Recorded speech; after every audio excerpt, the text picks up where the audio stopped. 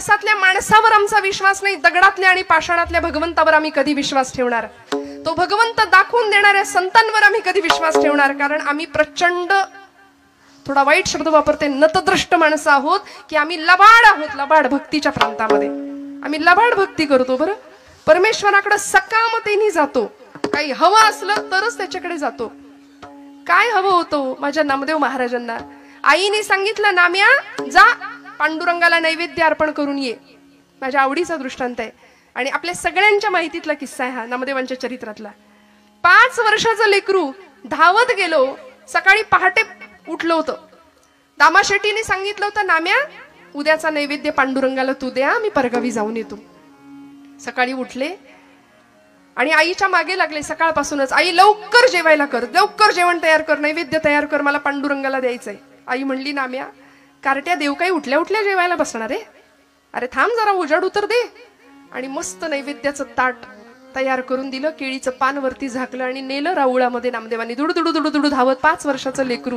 आठवा काय, 5 वर्षाची आमच्या घरातली लेकरं आठवा. वरातीत मात्र नाचायला पुढे असतील. आता माझी सटकली, अजून काय काय काय काय सगळं त्यांच्या मुखात पटपट पाठ होऊन जाईल. अथर्वशीर्ष रामरक्षाऐवजी, भगवद्गीतेऐवजी सगळं पाठ होईल. का हो? कारण आमचा विश्वास नाही आमच्या तत्वज्ञानावर, आमच्या संत वाङ्मयावरती, आमच्या धर्म भावनेवर.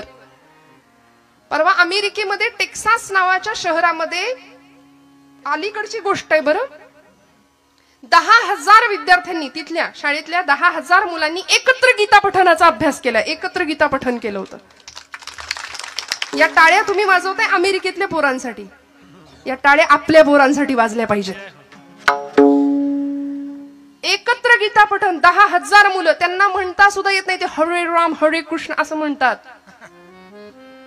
आणि आमची मुलं, आम्हाला का नाही वाटत संध्याकाळ झाली की दिवे लागणीला बसलीच पाहिजेत कार्टी देवापुढे, आईने जवळ घेऊन बसलंच पाहिजे, पाठे पर्वचे शिकवलेच पाहिजे. नाही काही आलं, हरिमुखे म्हणा हरिमुखे म्हणा, पुण्याची गणना कोण करी. सोपं, किती सोपं सांगितलंय हो. मी नेहमी म्हणते, माता भगिनींनी रोज स्वयंपाक करताना हे सगळं म्हटलं पाहिजे विश्वासाने. संतांवर विश्वास असेल तर संतांनी दाखवलेल्या मार्गावर आम्ही नीतिमत्तेने आणि डोळे झाकून चालू. पण तिथेच आमचा विश्वास कमी पडतोय थोडासा. महाराज म्हणतात, माझा विश्वास त्या चरणांवरती आहे.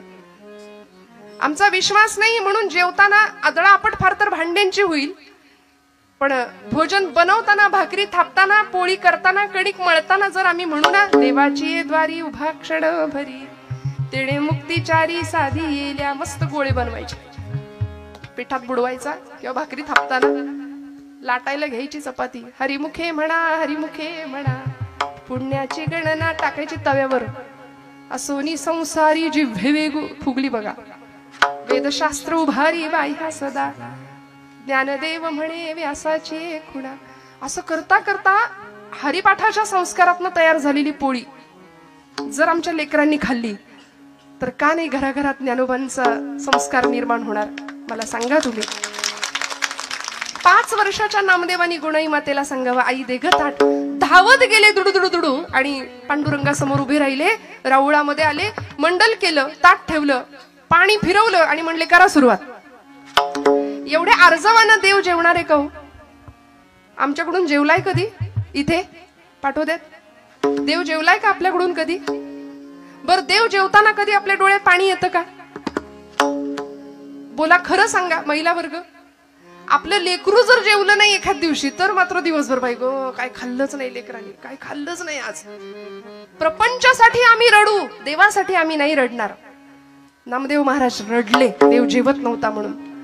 देवा करा सुरुवात. कितीतरी वाट बघितली, देवा जेव रे बाबा जेव. अरे आज मी आलोय, रोज माझे बाबा येतात म्हणून काही चवण्या ढवण्या लावल्यास की काय? म्हणला जेव बाबा, बऱ्या बोलानी जेव. तरीही देव जेवे ना एक क्षणाला. आता जर जेवला नाहीस ना, चुलीतलं लाकूड आणीन म्हणला. आणि आई आपल्याला घरी जे करते ना ते सगळं तिथं चाललं होतं. जळक्या लाकडानं मारीन म्हणाले तुला. तरीही देव हाले ना, बोले ना, जेवे ना. आणि एका क्षणाला नामदेव महाराज सांगतात, पांडुरंगा बाबा येतील, मला विचारतील, नाम्या देव जेवला नाही करे? मग त्यांच्या हातून मार खाण्यापेक्षा तुझ्या इथं पायरीवर डोकं आपटून जीव देतो म्हणाले. आणि म्हणून धावले नामदेव महाराज. पायरीवर डोकं आपटणार, थाडकन डोक्याला लागलं नाही. गाभाऱ्यातनं आवाज आला, डोक्याखाली मऊसर हात लागावा की काय, आणि गाभाऱ्यातनं आवाज यावा, नाम्या नाम्या, अरे दगडाचा देव कधी जेवतो